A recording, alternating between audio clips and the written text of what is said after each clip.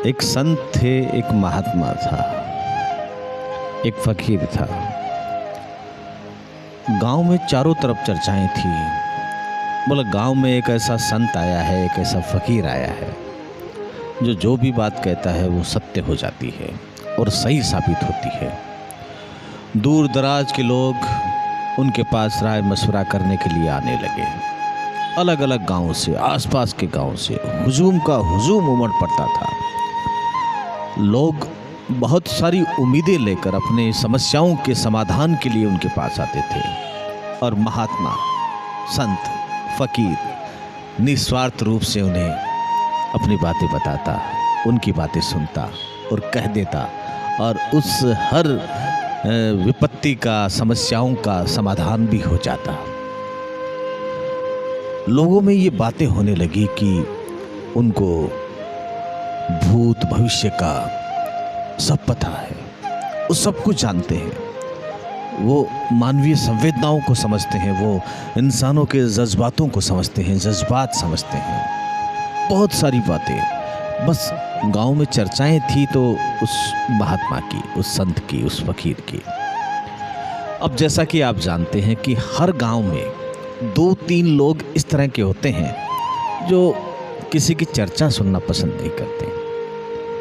जो लोग अच्छा कर रहे हैं उनके लिए, उनकी राह में वो रोड़े अटकाने के लिए हमेशा प्रयासरत रहते हैं। ये आपके आसपास भी है, आप नज़र उठा के देख लें। आपको लगता है कि वे आपके हमदर्द हैं, लेकिन वो हमदर्दी की चादर में लिपटे हुए वो आस्तीन के सांप हैं जो एक दिन आपको मौका पाते ही डस लेंगे। तो साहब, हर कस्बे में, हर शहर में, हर कॉलोनी में इस तरह के 3-4 लोग होते हैं, ज़्यादा नहीं होते हैं। उन्होंने मिलकर एक प्लान बनाया कि यार महाराज अगर इस तरह से प्रचलित हो रहे हैं और इस तरह से फेमस हो रहे हैं तो कैसे भी करके इनको झूठा तो साबित करें, तभी मज़ा आए, वरना तो ये कर्म चलता रहेगा और फिर हमारा ये छोटा मोटा जो रिस्पेक्ट है लोगों में, और वो क्योंकि भाई इस गांव के तो हम हैं, प्रतिष्ठित जनों में, प्रबुद्ध जनों में हमारा नाम अंकित होता है। ये महाराज कहाँ से आए हैं और आते ही इन्होंने पूरा ये इस तरह से सबको अपनी आगोश में ले लिया। अब साहब वो जो 2-3 लोग थे उन्होंने प्लान बनाया कि गांव में खबर फैला दो कि कल सुबह गांव की चौपाल में एक मीटिंग है और महाराज का पर्दाफाश करेंगे। अब साहब चारों तरफ ये खबर फैल गई। बोले अमुक लोगों ने ये कहा है कि वो सुबह महाराज का सबके सामने पर्दाफाश करेंगे और महाराज की सच्चाई उजागर करेंगे। अब गांव में हर तरह के लोग होते हैं। कुछ लोग तटस्थ भाव के होते हैं, कुछ लोग समर्पण भाव के होते हैं और कुछ लोग ये सोचते हैं यार होने दो, अपने को क्या मतलब है, क्योंकि उन्हें रोज़मर्रा की ज़िंदगी से ही इतनी फुर्सत नहीं, वो उसी कसमकस में उलझे रहते हैं।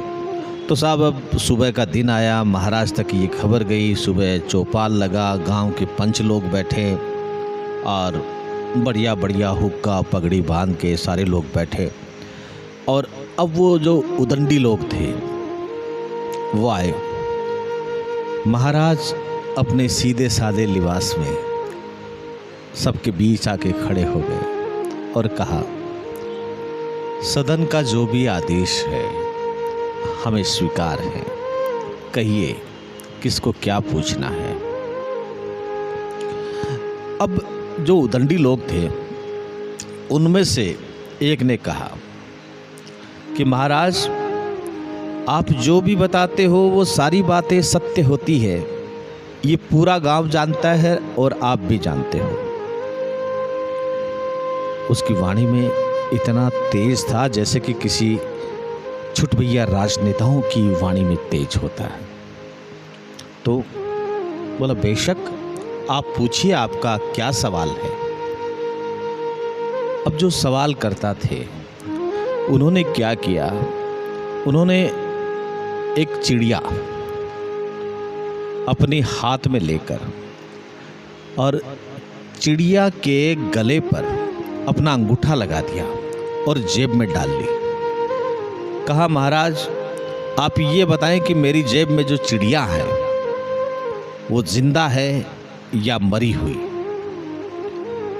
ये सोचते ही फकीर ने कहा, ये तो बड़ी विपत्ति में डाल दिया इसने। अब अगर मैं इसे जिंदा बताऊंगा तो कल को ये कुछ भी हो सकता है, और मुर्दा बताऊंगा तो ये जिंदा निकाल के उड़ा देगा। तो महाराज ने बड़ी शालीनता के साथ जवाब दिया कि देखो महाशय, मुझे ये तो पता नहीं कि तुम्हारे हाथ में जो चिड़िया है वो जिंदा है या मुर्दा, लेकिन मैं इतना जरूर जानता हूं कि इस चिड़िया की जान तुम्हारे हाथ में है। क्योंकि अगर मैं मुर्दा बताऊंगा तो तुम निकाल कर उसे उड़ा दोगे और मेरी बात को झूठी साबित कर दोगे, और अगर मैं उसे मुर्दा बता दूंगा, जिंदा बता दूंगा, तो तुम अपने अंगूठे से उसका गला वहीं दबाकर सबके सामने दिखा दोगे कि देखो ये चिड़िया मरी हुई है। तो दोस्तों, ये कहानी अपने आप में बहुत बड़ा संदेश इसलिए देती है कि कुछ लोग झुठलाने के लिए साम दाम दंड भेद हर सच्चाई से मुंह नहीं मोड़ना है, लगातार जीवन में आगे बढ़ना है। बस आज की कहानी यही कहती है, अपने आसपास के उन लोगों को पहचानो जो आपको डिमोलाइज करते हैं, जो आपको नकारात्मकता में ले जाते हैं, जो आपको प्रोत्साहित ना करने के बजाय आपकी खामियां ढूंढने में लगे रहते हैं। ऐसे लोगों से सावधान रहें और ज़िंदगी को बड़े उत्साह के साथ हमेशा की तरह मुस्कुराते हुए गुजारे। इसी का नाम ज़िंदगी है। मैं आपका दोस्त आरजे अभिषेक शमशू।